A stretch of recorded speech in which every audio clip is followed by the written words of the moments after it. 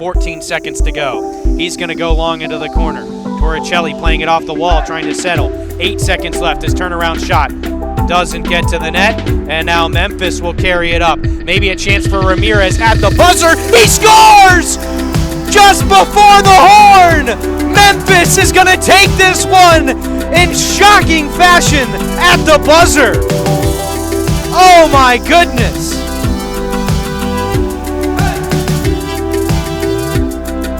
With a thrilling ending, it's Ramirez who finishes it off at the buzzer. Final score, Memphis 7, Columbus 6.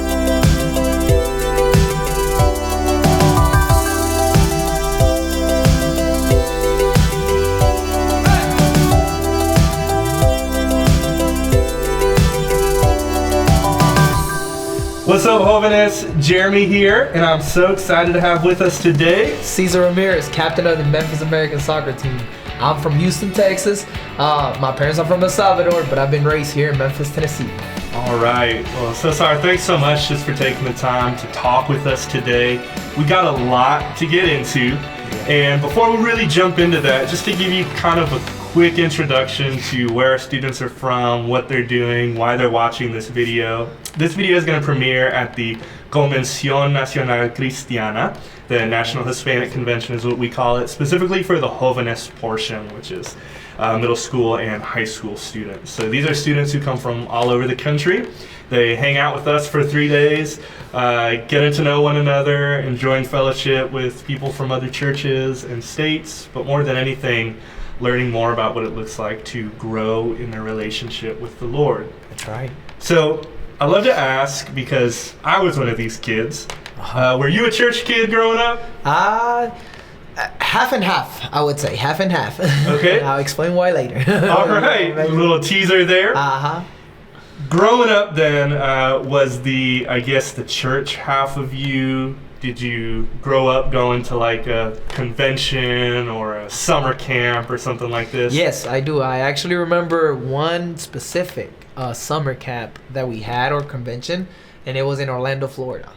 All right. Yes, it was in Orlando, Florida. Okay, so I'm not saying I was the student, but I know there might be some students out there that when they go out on these trips, they're excited, just to be out of their home church and meeting other people, and the temptation kind of creeps in for them sometimes to maybe act up a little bit, maybe play a little prank. One of the things I love to ask people when we get a chance to talk to them, can you think of like a funny story, maybe a time where you were the troubled child on a trip? Yeah.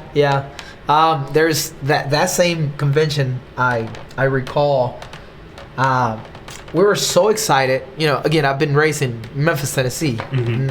and unfortunately, we don't have a lot of tourism here. So I remember going, and I was way more excited about actually leaving out of town and actually, just going to Orlando, Florida, the beach, the amusement parks, and all these other things that we were gonna do, that I kind of lost track of the purpose of it. So on our way there, we kept just joking around, having a good time, and let's just say Pastor got on to me here now, trying to recalling the fact that the purpose of the trip was to learn something at the convention. But yes, I was that guy that was sort of the clown of the group, of the youth. Yeah, you're sitting there in the middle of the session, the preacher's up there talking, and you're just like, all right. What time are we Let's speed up. What time are we gonna go to the beach? What time is this? I was that guy. Well, all love to Jering, Nebraska, but this year our convention is in Nebraska. Ooh. And I don't know if our students are going to be looking forward to maybe a beach trip or anything. I don't think there's like, what time can we get to beach in Nebraska? But, while they're watching this, hope you guys are having a great time so far. Yes. I know that we are. And hopefully this time together can be beneficial to them. Like Amen. you said, it was always important kind of for your pastor to kind of pull you back into the main reason why you're there. And that's to learn more about the Lord and learn more about just how he kind of works through our everyday life. Yes. And that's what we want to get into today. That's right. Because your everyday life looks a lot different than my everyday life. You mentioned it in your introduction. So you said you're the captain of the Memphis Americans. Tell us a little bit more. Who are the Memphis Americans? Yes, correct. So the Memphis American, it's the second time that they emerge. The first time that the Memphis American was an actual soccer team or an indoor professional soccer team was back in 1980.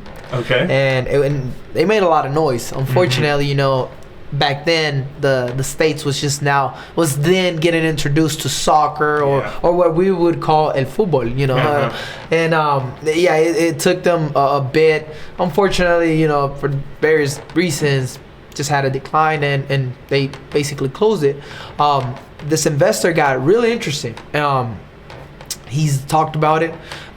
He's seen the passion. We have the Memphis 901 soccer team, which is a great team. Yeah. Shout out to them, you know. Yeah, shout out 901 FC. Yeah, that's right. And basically, you know, he saw the opportunity in a way we could impact the community with more organic talent and so that's what they did. They literally started an entire new league, and it's called the National Indoor Soccer League. So it's like a reboot, right? Yeah, so, that's you know, right. Star Wars was out like in the 80s and the 90s, and it was really big, but then it had like, you know, that time where nothing was made, and they're like, you know, let's come out with some new Star Wars. Or like Jurassic Park, new Jurassic World movie came out. Yes. Jurassic Park was big in the 90s, had a long time where nothing was going on, and then they rebooted it. So you would say this is like a reboot of a soccer league that was really big in the 80s, you said? Definitely. Yes. Okay. Definitely. Awesome. So you had the chance to be a part of this inaugural year, the first year of this league being back. Yes, that's correct. The first year, which, you know, the hype was high. The expectations were high. Everything was high, you know. And I got to experience it on the first hand basis. Yeah. Really excited. Cool. Well, we'll get into that in a little bit, what it's like playing on a professional soccer team, what it's like being the captain of a soccer team. You actually had a really exciting season that we got to follow, and you'll get to share a little bit more about that. But one of the things that I think is important for our students to know is that you weren't always, Cesar, the professional soccer captain. Correct. It's a long story to get from birth to where you are now and what you're doing. And that actually plays really well into what we're spending this week talking about with our students. So we're spending some time in the book of Colossians, where basically Paul is talking to this group of believers and encouraging them to consider who they once were and who they are now in Christ. And he uses this comparison a whole lot of who they once were and who they are now. So history is such an important part of anybody's story. I think to really appreciate the position that you're in, the influence and the impact that you have right now, we have to like think about where you came from. Yes. So it may be a short story, it may be a long story. Yes. Who was Cesar before he was the Memphis Americans captain? What can you tell us a little bit about your life growing up? Yeah. So, that's a very good question. Yeah. I think about it constantly, actually. You mentioned something that's very important, and it's the fact that there's always a before, right? We normally, and I might just for a little bit get off the topic, but it's very important. We always just see the finished results, you know, or we think, oh, this person has always been like this, and it's not. It's been a progress, you know, and I really like the fact that you know you're asking me this because I get to share it. I actually, even now that the season, during our off season, I haven't really got to share my experience. Yeah. So this is the first time you guys are getting, you know, feel very privileged. You guys are getting this info. But yeah, definitely. I would say before the Memphis American, I feel God has always been the most important thing in my life, right? And I'm really thankful that I have always tried to put him first in everything I do. And I'm not saying it in a cliche way. Yeah. I really mean it. I try to always ask, Father, how can I glorify you? Because there was a season in my life where I just took off, not asking, you know, just going with the season of life that I was going through it. And I had my downfalls. I did. I would say it was probably the stubbornness of youth. Yeah. Caesar, and I got into a lot of trouble. I did. And even here in town, I started just hanging out with the wrong crowd. Started changing my goals. But thank God that my mother is a woman of prayer, and she has played a key role in my at that time in my process. Yeah. And so I would say I was a little reckless. Reckless. The type of person that I would just do something again and not think twice about it, not think about the consequence, or the what would my action cost. And so, but over time I was able to kind of change that, and God started to work with me, and I slowly started to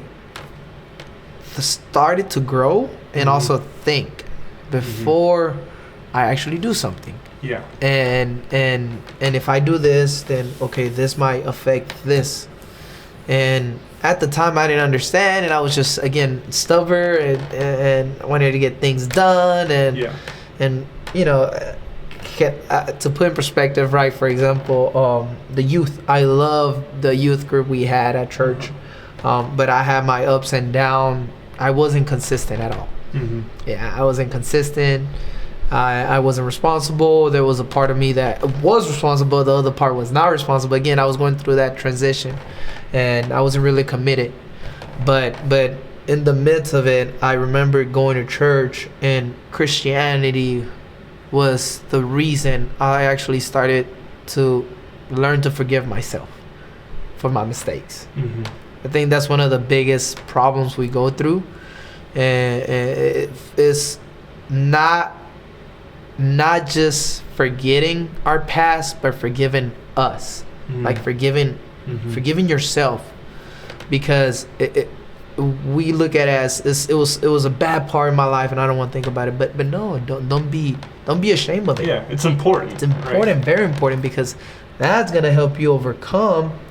And like they've always said, it's not the downfall, it's how you come up from it, right? And thank God that I was able to really correct my life. Yeah. And just basically now be this captain that again, it's the first team. It's the first it's the comeback. So again, who's gonna be the captain? Never in my mind that I thought about it. And so I think again, because of those things that God started to work in me ahead of time, I was able to pretty much lead, and I mean it from a humble perspective, lead by example. That's great. I'm hearing like this common thread of there was like some maturing that had to take place. Like maturity is a big part of our growth. It's a big part of our own faith journeys, that we are who we are today because of the maturing that happened in those younger years where we are kind of tempted to rebel and maybe push back. Did you do most of your growing up in Memphis or in Texas or? Actually, yeah. Can I have a sip? Yeah. I did. Most of my growing has been here in Memphis. So yeah. I was thinking, because I also did some missionary trips. That helped me and they shaped me. I got the opportunity to go to Juarez, Mexico. And be thankful for the opportunities that I have here in America. Okay, so that was kind of part of that maturing. Part of it, yes, because at the time I was like 15, I believe, 16. Okay, that was kind of what I was going to ask. Can you paint a picture for us of like when you were going through this maybe rebellious phase or this growth phase? Was this happening more so like in middle school or high school? Was it after high school? Like, yes. When would you say was the time that you really started kind of making this faith your own? Yes, I would say that the rebellious part, I met Christ when I was 12 years old. Okay. Right? So I was... Tell that story a little bit. How did that happen? Okay, yes. Yes. So I remember we were going around, so I have the most funniest way of pretty much now that I'm older of my how I converted to Christianity. Okay. And it was through fear. Yeah, through fear of going to hell. I mean it. I think a lot of us can agree that that's kind of the start of where we started really thinking about this. Yeah.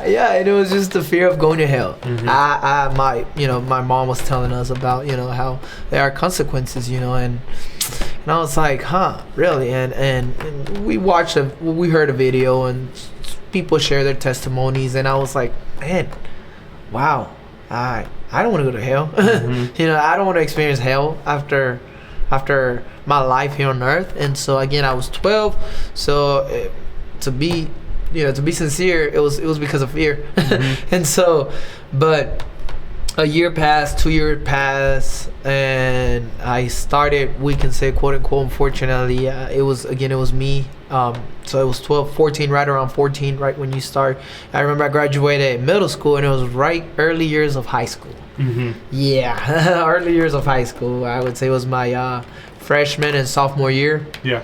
To be more specific, that I unfortunately started really hanging out with the wrong crowds. Mm-hmm. And it was a certain area here in Memphis as well. That I still have friends that chose not to go that route, but again, stubborn Cesar, right? Yeah. I kept going at it, and it was like that kind of influenced my part of being, rebellious at the time and going through these phases.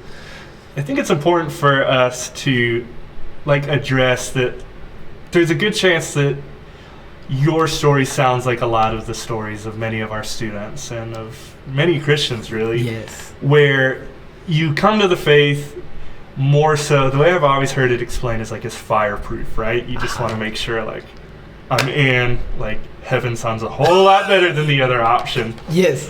And what you find out is if that's just your sole reason, it's not going to carry you through these years where you're tempted by the world and you're tempted to make these decisions. And there's a reason why most of our rebellion happens through these teenage years, because it's almost like this is the chance where for the first time we're understanding what we've always been told, and now we have the opportunity to make a choice for ourselves if this is something that we're going to continue on or if it's something that we're just going to push against.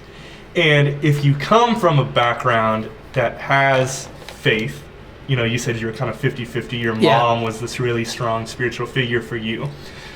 In those teenage years, you find yourself either you're really going to follow in their footsteps, or because it's all you've heard your whole life, you're kind of annoyed by it, and you're like, I've heard it, but I want to try my own thing. Would you say you were kind of the type of person where is you maybe, let's fast forward from, you're 12 years old, you make that decision, now you're in high school and you're rebelling. Were you rebelling against your faith? Were you rebelling against your parents? Were you just trying to impress somebody? What was that core motivation? Yeah, I would say that the core motivation was, unfortunately, that's actually the funny thing, that I would do it mainly in high school. Yeah. Outside of church. But at church, I would be, unfortunately, someone different. Yeah, it's this two-sided thing that we kind of learn how to figure out. Yes. But from my dad's side, right, he was a church goer. So he saw it. He would see the different behaviors or the different masks that I would put sometimes. To kind of like you say, because I was just taught this way, at church, and I didn't know the balance, and I was still trying to figure out things on my own, because again, my father would tell me, you have to experience, it's good to experience, But my mom, on the other hand, she would tell me the same, but at a limit, as a follower of Christ. So I think just that situation was very unbalanced, and that might have influence. It's you have options, right? Yes. You have, I'm going to choose to act this way at church. I'm going to choose to act this way somewhere else. But I think what we read about in Scripture, I think what Paul's talking about in Colossians, we've been studying, is you don't have the option. When you are new in Christ, Amen. When you accept that new identity, that needs to be wholly you, 100%. There Yes, is this sir. new you. So we're obviously at a point where you're trying to figure out what that looks like, and Yes. you have the options. And obviously one of the things that pops up during this time is soccer, right? Yeah. So how long has soccer been a part of your life? What relationship did you have to it? Yeah. So soccer, I started playing soccer when I was like, and I kid you not, or you guys, I kid you guys not. When I was like 4 years of age, I've All always right. loved soccer. Yeah.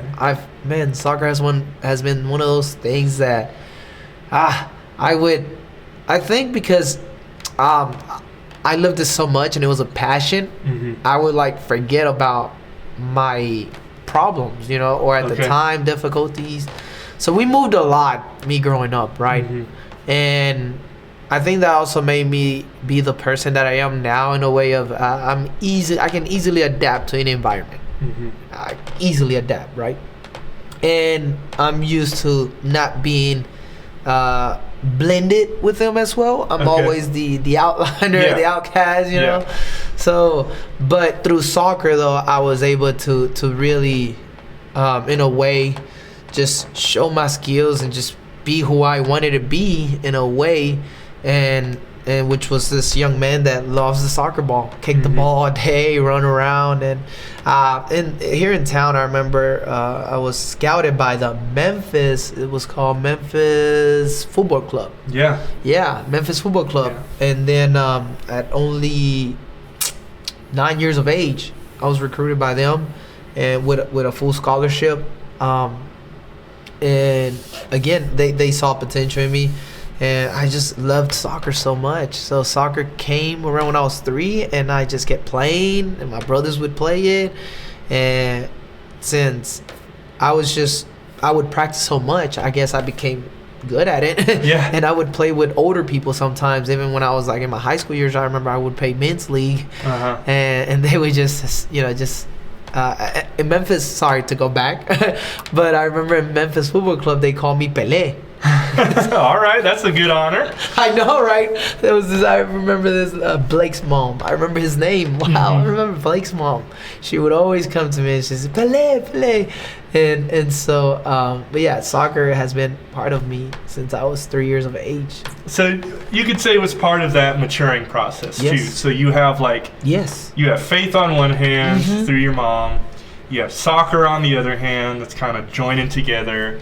And that's kind of the common thread that is running through your life as you were growing up and as you are maturing. Now, I was a youth minister for a few years, and I remember a lot of my students who were in sports sometimes felt like sports were the thing that they felt guilty about sometimes, because it would take them either away, like, oh, I can't come to church tonight because I'm going to be at practice, or I can't go on that trip because I got camp that week. Did you ever feel kind of like the tension between those two things? Yeah. Can you explain that a little bit? How so? Yeah. I remember that, unfortunately, my pastor at the time, he wasn't a sports guy, so that made it even harder on me. Yeah. But for a moment, I kind of did quit. I stopped playing soccer because I thought it was a way of showing Christ. And it was. It was more, but I would say this is the way I would phrase it, right? Me, Cesar Ramirez, I would phrase it is, you have to also understand that as a new believer, as a new creature in Christ, it's important to know the balance between, liking something so much and actually idolizing it. Am I using the right word? Yeah. That you have to be very careful, especially if you're a sport addict or a fan of a sport. You have to be smart about it. And that was a transition that, in my case, I didn't like at the time, but it was very necessary because I had to choose, and for a moment I did, but then later came to a point where I was like, wait, but I can actually keep playing. Yeah. I can. That leads perfectly into what we've been talking about this week. I think when we our theme verse has been, set your mind on things above, not on earthly things. So if we grew up in church, or we just grow up around this verse a lot of times, we start understanding that earthly things are like what we do, the things we enjoy, the music we listen to, what we watch on TV, the people we hang out with. Like, that's kind of the earthly definition of who we are. Yes. So when we read a verse like set your mind on things above, immediately I think our first conviction is, well, I got to get rid of all that earthly thing because that's what the Bible's telling me to do, and I just need to focus completely on things above, which in our understanding are prayer and reading scripture and serving and going to church. And as a young believer, like you mentioned, sometimes the only option is, well, I need to completely leave one thing behind and jump completely into the other thing. But if that was the case, the entire world of Christianity would all be pastors, missionaries, worship leaders, things like that. Because I think it's just in our understanding, we would be dedicating our lives fully to the things above, right? Yes. Just like what we consider kingdom work or church work. But obviously that wasn't the case for you. Yes. You didn't just stop playing soccer then, and that was it. No, you're here sitting in front of me having this conversation because at another point in your life, soccer entered the picture again. Yes. And it did so in a way that you felt like it didn't conflict with who you are in Christ and what you believe. And I think that's important for students to hear. So before we really jump into like picking that apart and what that means, how did that happen? Because I hear it's a pretty crazy story. How did you come about the Memphis Americans? Explain to us, what was the process like joining that team? What was it like joining for the first time? Yes. All right. So the joining part started, I would say, early last year, right? Early last year. And if we recall, last year was, still a little different than what we're used to. Than what we know right now. But it was... I remember I have a buddy of mine who's also a mentor to me, and not only a mentor, but he's also we talk about Christ, and I can consider him, in a way I'm his disciple. And it was through soccer again, like you said, it reemerged, and just this time I was able to meet Christians as well, believers, right, and they're passionate about soccer as well. And instead of, maybe cursing while I'm playing or doing things that I would blend in, I saw the difference in how they had a good influence amongst the non-believers or that person, right? And my pops has always told me it's good to have many friends, right? Or to be considered a friend of minis. Right? And so a lot of people know me. I'm the type of person that if you approach me, you start talking to me, man, I'll talk to you like we've known each other our whole entire lives. I like to talk. And I remember this guy in particular, he's actually one of the investors. And to this day, he has played such a big role in my life. And he's one of the investors of the Memphis Americans. And I remember him telling me, Cesar, you should totally try out for this team, right? But again, 2 years prior to this, so 3 years ago, right? We were just play soccer. I saw him wear faith shirts, things about church, about Christ, the Jewish community, just positive things. And I was like, hey, I'm a believer too, we just started talking. And so we grew, we grew this really good friendship bond, and I can definitely say it was God, preparing what was to come, with the Memphis American. And he gets the opportunity because he was a Memphis American fan back in the 80s. Oh, wow. Okay. Yeah, he grew up watching the first original Memphis Americans. And so he was like, now I'm older, why not? And he invested in part of the team, of the shareholders. And then, of course, he's a friend of mine. So he's like, I think you would be great for this team, if you you're still young, you know, you still have it. Yeah. And I'm like, you think so, you know? And so that's how I was introduced to it. He's like, you should go to the tryouts, and I started following them, you know, because they started, you know, making noise here in the community. And they're like, we're gonna have open tryouts in October of 2021, and the season is gonna start in December. It's a short season, so indoor seasons are really short. They're about 3 to 4 months long, but it's really 3 months, completely full months, and so they don't need a lot of preparation, right? And so we went to the tryouts, and it was a big number. I don't know exactly the amount, but I can easily say it was more than 100 players out there. Yeah. Okay. 100 people, and it was really organic. I recognized a few of them, and then I also didn't recognize others. And so the first tryouts were pretty exciting, but I remember kind of mentioning it and bringing it up to my pastor, my new pastor, right? So the pastor that was not a sports fan, right? Unfortunately, he passed away right in the middle of my youth group, or my youth years. But nevertheless, he was very important to me, and my spirituality as well. But my new pastor, right? Well, the pastor that I'm with, he prayed actually for me. You know, he was excited. Yeah. He kind of like dreamed with me, you know, and he did. They did, you know. That's a different perspective compared to different. Like, you know, being asked to kind of split it up to then like kind of being prayed for it. But again, that was Christ, you know, in a way. Maybe I think it was necessary at the time for some of us. Again, remember, our journey is different. They're very different. Definitely. That's one thing that I do want to clarify. All of our journeys are different, and that's the beauty of Christianity.